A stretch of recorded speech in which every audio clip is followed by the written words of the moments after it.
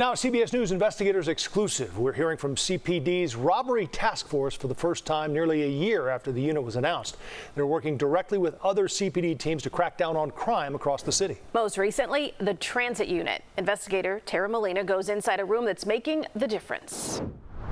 Cameras are rolling on every section of Chicago's transit system, with CPD's public transportation unit working directly with the Robbery Task Force.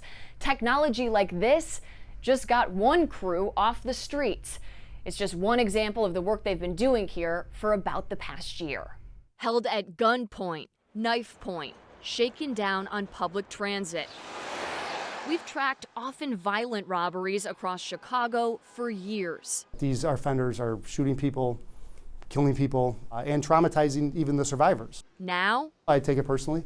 We're sitting down with the Chicago Police Task Force created to address the problem. Robbery has been found to be the second most traumatizing crime. That's Lieutenant Tim Hawkins. Seeing my fellow Chicagoans afraid to get gas at night, afraid to ride the train, afraid to engage in normal life, that is a motivator for myself and for the detectives and the sergeants that are on the task force. The Robbery Task Force bringing together the bureaus of counterterrorism, patrol, and detectives. We're involved with federal prosecution now. We took a closer look at the numbers, and while we tracked surging robberies for years here, the latest city data shows the crimes are down. We're tracking a 37% decrease in robberies compared to this time frame last year, 1,000 fewer incidents, fewer victims. I wish we could do more. We've done quite a bit, but the ideal number of robberies is 0. The new CPD strategic plan, just announced, describes an emphasis on expanding partnerships. Here, that means close work between the task force and the public transportation unit. We have more of a support staff now. Detective Ray Verda has more than 30 years on the force.